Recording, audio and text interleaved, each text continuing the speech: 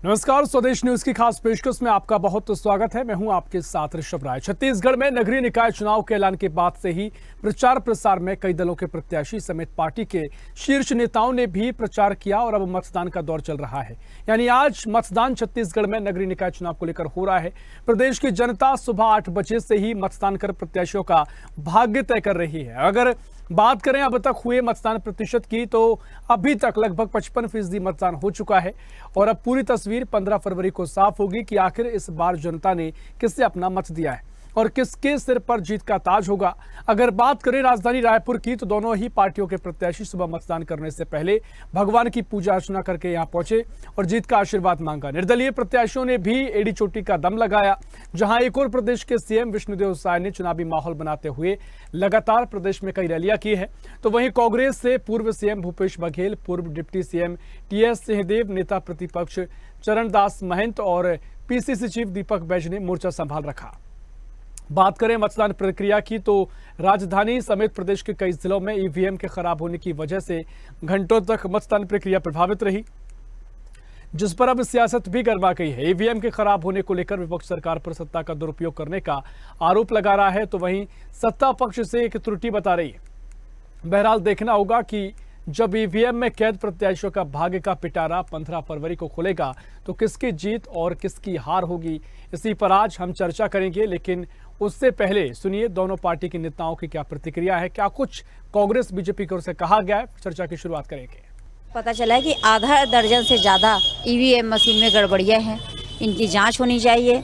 आप लोगों से मैं एक विनम्रता पूर्वक मैं बोलूँगी कि आप इस मुद्दे को उठाइए, क्योंकि आप हमारे चौथे स्तंभ के लोग हैं। जो गड़बड़ियाँ हैं उनको सत्य की जीत होगी, ऐसा मुझ पर भरोसा है। कौन से सत्ता बल का कहाँ दुरुपयोग कर रही है, कहने से क्या होगा। मतलब जब बोलते हैं ना कि जब सामने हार दिखाई देती है तो तरह तरह के आरोप प्रत्यारोप लगते हैं। तो छत्तीसगढ़ में नगरीय निकाय चुनाव का आयोजन किया जा रहा है। आज का दिन काफी महत्वपूर्ण, क्योंकि आज इबारत लिखी जा रही है कि कौन निकाय सरकार में स्थानीय सरकार को संभालेगा। क्या बीजेपी को मौका मिलेगा या फिर एक बार फिर कांग्रेस पर मोहर लगेगी।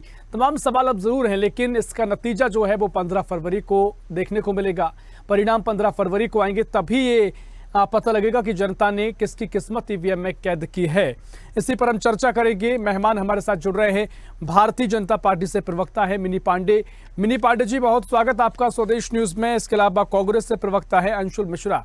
अंशुल जी, बहुत स्वागत है आपका स्वदेश न्यूज में। पहले अंशुल मिश्रा जी, मैं चाहूंगा कि जो सवालात आपने खड़े किए हैं वो एक बार यहाँ पर स्पष्ट कर दीजिए। क्या परेशानियों का सामना आपको करना पड़ रहा है, क्योंकि कई आरोप लगाए गए बीजेपी पर, उसका जवाब फिर मिनी पांडे जी देंगे। क्या कुछ कांग्रेस के आरोप है? आपके माध्यम से छत्तीसगढ़ की समूची जनता जनार्दन से यह आग्रह करूंगा कि इतने सुंदर हवन चल रहा है और 54% के आसपास वोटिंग हो गई है। ज्यादा से ज्यादा घरों पर निकले और अपने मताधिकार का प्रयोग करें। जिसको आपको मत देना है उसी को मत दें, किसी के बहकावे में ना आए। पहली बात। दूसरी बात, जब मैं खुद स्वयं फील्ड पर रहा हूं, दिन भर फील्ड पर रहा हूं, कहीं कहीं ऐसी घटनाएं होती हुई नजर आ रही हैं कि जहां पर ईवीएम काम नहीं कर रहा है। राजधानी शहर का जब ये हाल है, तो दूर सुदूर स्थित अंचल गाँव का क्या हाल होगा, ये बात का अंदेशा लगाया जा सकता है। राजधानी में लंबी लंबी लाइनें हो रही हैं, जिससे मताधिकार प्रयोग करने वाले हमारे प्रदेश के वरिष्ठ नागरिकों को कहीं ना कहीं समस्या आ रही है। इसकी जो नैतिक जिम्मेदारी होती है वह चलती हुई सरकार की होती है। तो हम तो सरकार से सिर्फ यही गुहार लगा रहे हैं कि आदरणीय, जिस प्रकार की ये समस्या उत्पन्न हो रही है, इसका जल्दी से जल्दी निदान किया जाए। जहां कहीं पर कुछ समस्याओं का निदान जैसे ही कहीं पर होता है, वह दूसरी समस्या आ जाती है। अभी हाल ही में आधे घंटे पुरानी मैं बात आपको बता देना चाह रहा हूँ। एटीएम चौक के पास में एक मत केंद्र बना हुआ है, जहां पर मैं स्वयं खड़ा हुआ था।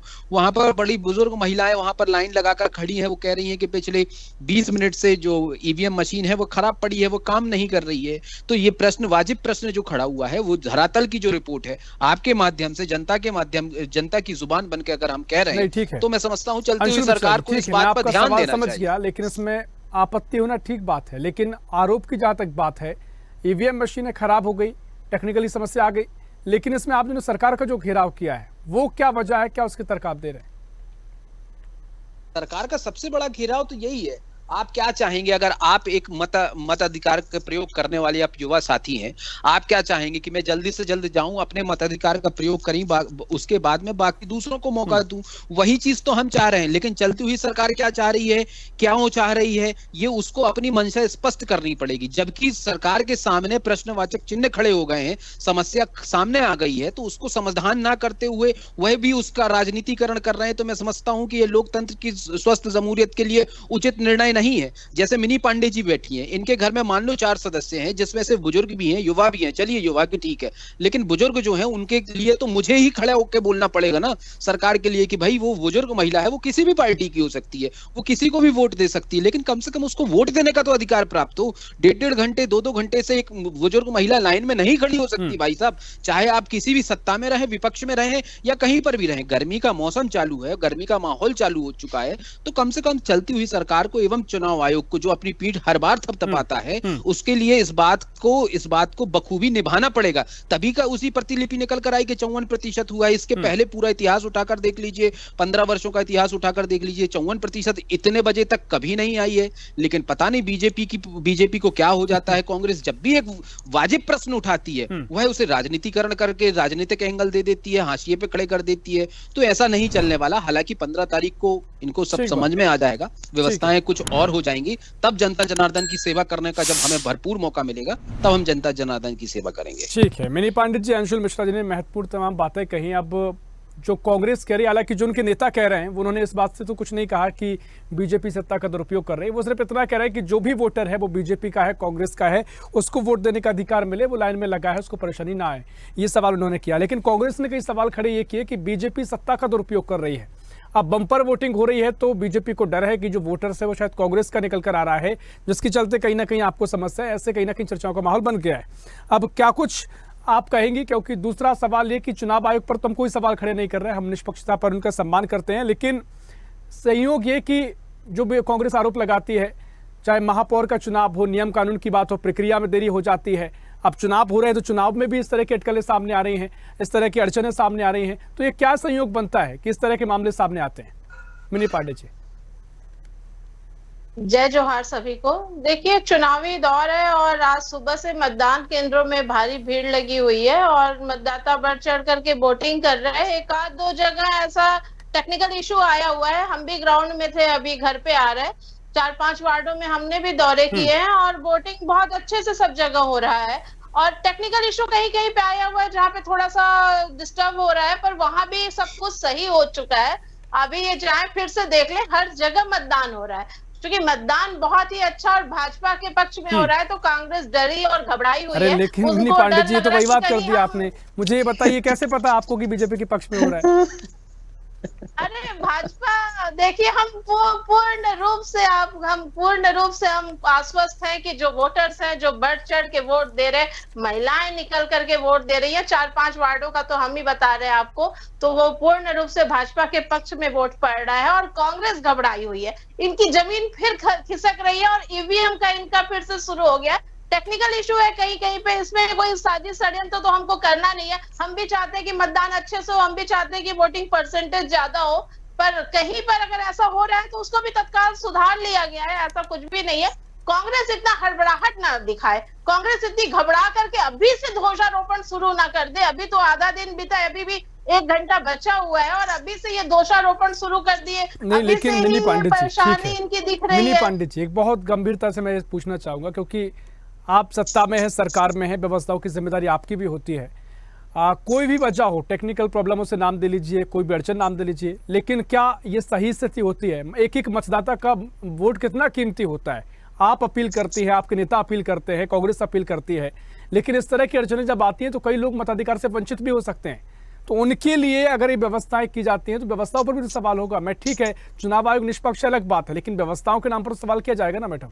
मिनी पांडे जी, देखिए, कोई भी व्यक्ति बिना वोट किए वोटिंग मशीन बूथ से वापस नहीं आ रहा है। जहां भी पोलिंग बूथ है, वोट पड़ रहा है, समय लग रहा है, ठीक है, पर कोई भी ऐसा व्यक्ति नहीं है जो बिना वोट किए वापस आ रहा है या जो वोट करने नहीं जाना चाहता है। तो ये बेबुनियाद चीजें हैं जिसको ये उठा रहे हैं। अगर ऐसा होता कि नहीं, वोटिंग हो नहीं रहा, रुक गया, लोग बाहर खड़े हैं, वोट नहीं डाल पा रहे, तो चलो समझ में आता। हर कोई वोट डाल रहा है, थोड़ा थोड़ा समय लग रहा है, उसको ठीक किया जा रहा है, पर कोई ऐसा एक केस बताएं जहां पे लोग वोट नहीं दे रहे, वापस आ जा रहे हैं, पोलिंग बूथ से वोट नहीं डाल पा रहे हो। तो ये मिथ्या चीजें, फालतू की बातें कांग्रेस पार्टी बेबुनियाद बातें लेकर के आती है। हर जगह वोटिंग बहुत अच्छे से हो रही है, थोड़ी गड़बड़ी है, समय लग रहा है, पर वोटिंग हो रही है। कोई भी ऐसा व्यक्ति नहीं जो वोट नहीं डाल पा रहा है, क्योंकि कांग्रेस परेशान है। मैंने कहा ना, कांग्रेस परेशान है, इसलिए अब इस तरह की बातों को वो तुल देंगे, बेवजह इस तरह की बातों को उछालेंगे उन लोग। ठीक है अंशुल मिश्रा जी, कांग्रेस परेशान है और बीजेपी को पूरे आश्वस्त है कि जो वोटर्स है वो बीजेपी को बम पर वोट पड़ रहा है, महिलाएं आ रही हैं। और जहां तक समस्याओं की बात है तो वो कह रहे हैं जो वोटर्स लाइन में लगा है, जो वोटर्स वोटिंग करने पहुंचा है, वो खाली हाथ नहीं लौट रहा है, वोटिंग करके ही लौटेगा, लौट रहा है। तो वो तो आश्वस्त है, आप बेफिजूल के सवाल खड़े कर रहे हैं। जनता जनार्दन का ज्वलंत मुद्दा अगर हमने टीवी चैनल पर उठा दिया और उसे ये बेफिजूल के आरोप लगाना बोलती हैं और कांग्रेस को डरा हुआ बोलती हैं, तो ऐसा आपकी आलोचना के लिए मैं बिल्कुल सहमत हूं और सहर्ष स्वीकार करता हूं। मतदान क्रमांक 54 एटीएम चौक के पास आप जाइए, 22 बुजुर्ग महिलाएं जो पिछले 1.5 घंटे से वहां पर खड़ी हुई थी, उन्होंने विरोध करते हुए वो अपने घर की ओर लौट गई। उन्होंने मताधिकार का प्रयोग नहीं किया। जो आपने प्रश्न खड़े किए कि सुचारू रूप से चल रहा है, तो उसका मैंने जवाब दिया मिनी पांडे जी। और मिनी पांडे जी ने एक बड़ी सुंदर बात कही कि बहुत अच्छे से काम हो रहा है, बहुत सही काम हो रहा है और दुनिया हो रहा है, दारी हो रहा है। और दूसरी ओर मिनी पांडे जी कहती हैं कि 54% मतदान हुआ है।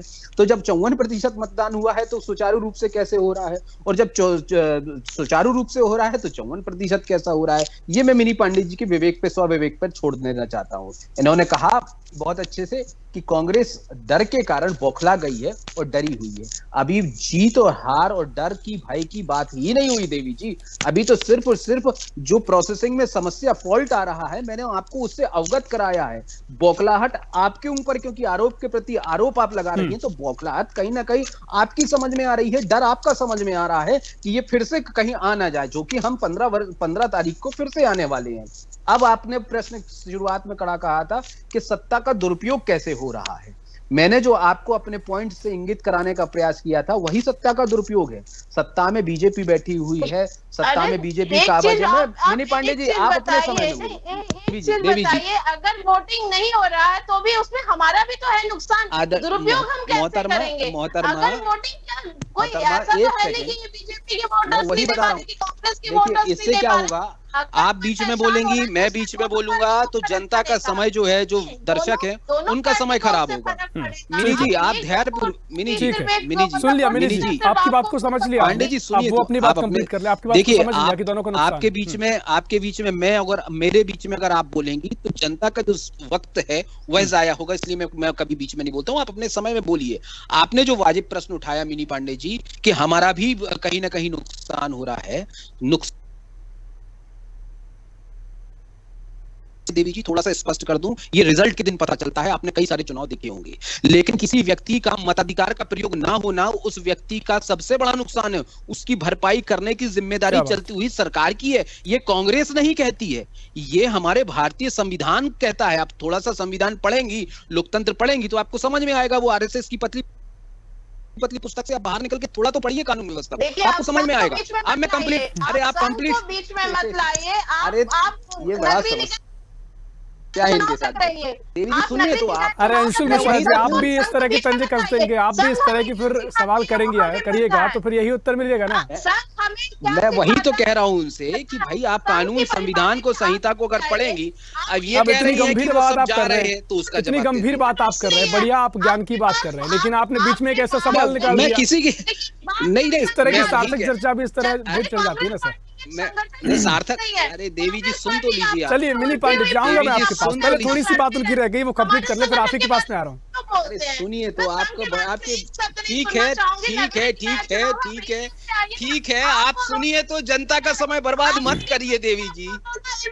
ये टीवी में जब जनता की नहीं है तो धरातल पर जनता की क्या होगी? मिनी पांडे जी ये बौखला गई भाई साहब, इनको शांत कराइए, फिर मैं बोलूंगा।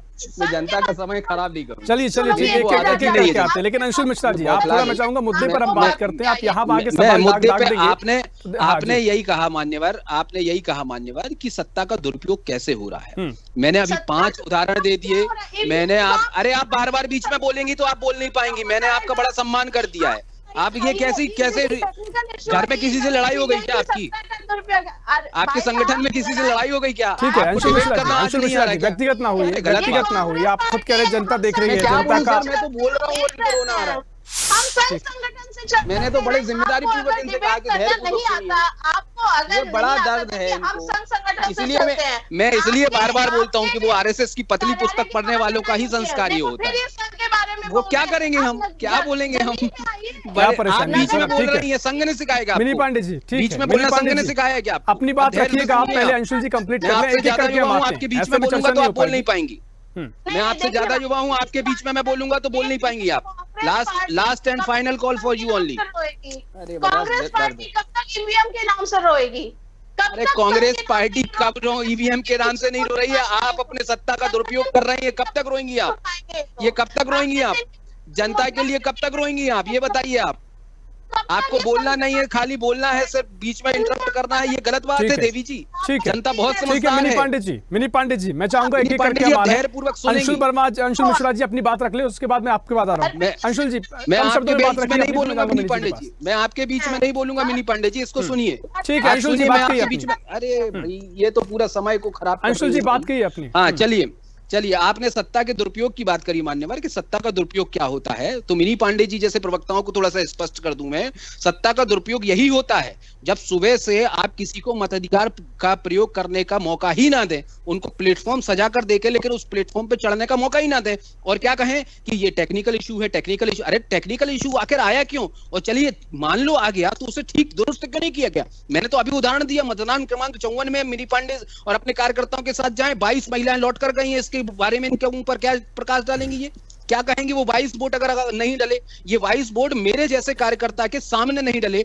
तो सोचिए छत्तीसगढ़ में कितने वोट नहीं डले होंगे। उसी की प्रतिलिपि है कि 54% तक की वोट अभी दिनांक में है। ये सबसे बड़ा सत्ता का दुरुपयोग करना है। ये बीच में बोलने किसके कारण, ये बीच के चमन चिट्टू जो होते हैं वो इस प्रकार की बातों को नहीं जानते, जो अपने कमरों में एसी में ठीक है। बैठने का काम करते ठीक है हैं, वो नहीं अंशुल जानते मिश्रा हैं। जी, ठीक है आपकी मेरी बात समझ भाषा गया, आपके आप लिए थोड़ा बिल्कुल उनकी सही बात है। सुन रही हो, आप आपकी फंस गई बातें ठीक है। और मिनी पांडे जी, आरएसएस की पतली पुस्तक मिनी से बाहर पांडे निकलिए जी, आप। ठीक है बार-बार मिनी पांडे जी, बोलेंगे। आप बोल रही लगातार बोल रही, सुन लीजिए आप, क्योंकि आपको संघ से इतना ठीक है। प्रॉब्लम क्यों है? अंशुल पढ़ती मिश्रा हैं आप जी, आरएसएस आपने की अपनी पतली बात रख पतली दी है, आप पुस्तक। सुन लीजिए थोड़ा। भारतीय कानून को पढ़िए आप। अंशुल इनने मिश्रा बीच जी, में इंटरप्ट कोई किया था, आरएसएस देखिए को अब ये पढ़ कैसे रहा है, बोलते कोई किसी और को पढ़ रहा है, गांधीवाद को पढ़ रहा है, तो उसमें कोई आपत्ति नहीं होना चाहिए, सबकी अपनी अपनी जिसको जो विचारधारा पढ़ना है है भैया पढ़ें, लेकिन ठीक हमारे है। भारत के कानून मिनी व्यवस्था पांडे को जी, जरूर पढ़ें। मिनी पांडे जी मैं आपके हमारे पास आ देश के संविधान को जरूर पढ़ें। जिसको ठीक जो है। पढ़ना है वो पढ़ें। आरएसएस ठीक है। पढ़ने का मौका दे ठीक रही है है। अगर किसी को, तो वो संविधान है जो इनको हाँ मौका ठीक है देगा। मिनी पांडे जी, मैं आपके पास आ रहा हूँ। वो ये आप कह रहे हैं कि जो वोटर्स आपने कहा कि कोई भी जो लाइन में लगा है वो वोट डालकर ही निकल रहा है, लेकिन वो कुछ तर्क दे रहे हैं कि कुछ लोग ऐसे हैं इस वार्ड क्रमांक के जहां से लोग वापस जा चुके हैं, तो उनका नुकसान तो है।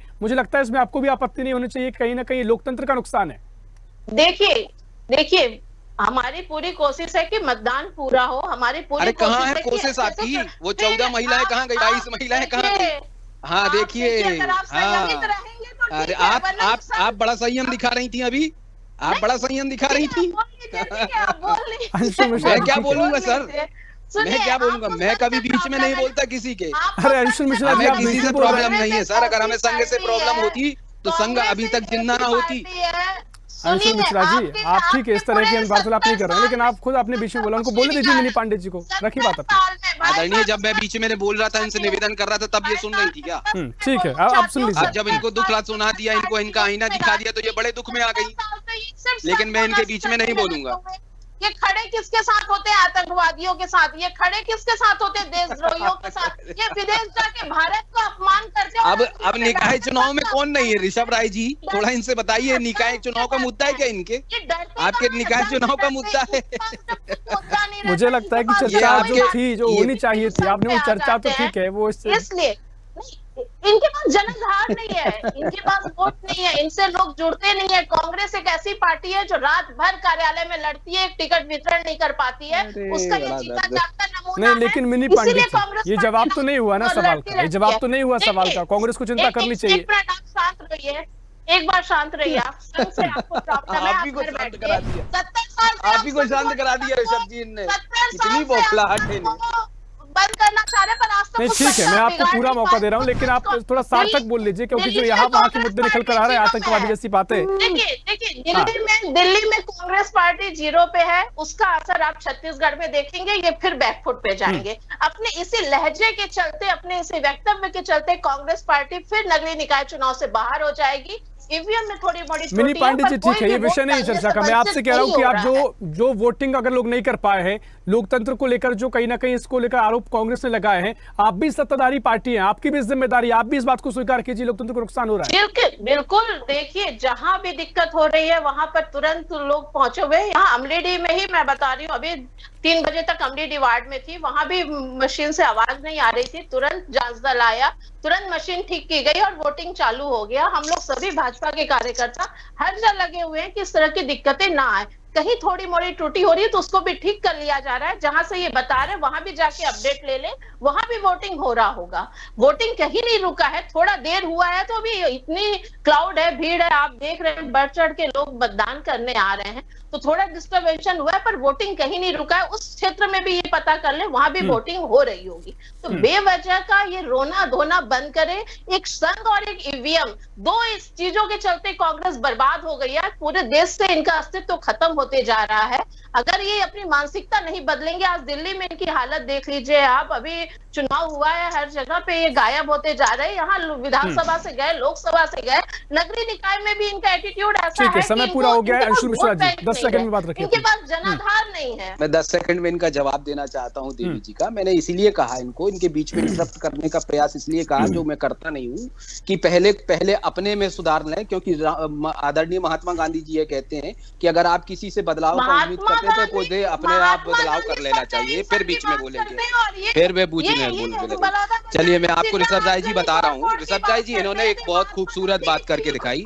इन्होंने यह कहा कि सुचारू रूप से सारे काम चल रहे हैं, इन्होंने यह कहा कि सुचारू रूप से वोटिंग चल रही है, इन्होंने यह कहा कि सुचारू रूप से सारे दल पहुंच रहे हैं। तो मैं इनसे यह पूछना चाहता हूँ देवी जी, थोड़ा सा आप स्पष्ट कर दीजिए कि अगर सुचारू रूप से सब कुछ चल रहा है तो 54% वोटिंग मात्र क्यों हुई?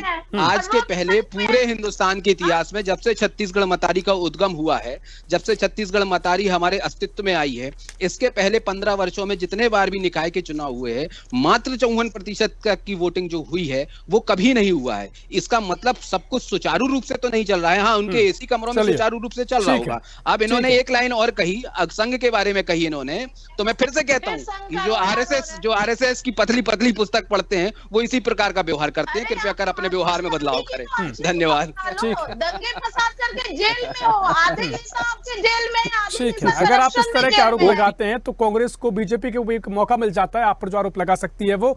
लेकिन ठीक है, जो चर्चा में जो महत्वपूर्ण सवाल जवाब हुए वो महत्वपूर्ण रहे। बहुत शुक्रिया आपका मिनी पांडे जी, बहुत शुक्रिया अंशुल आपको चर्चा में शामिल होने के लिए।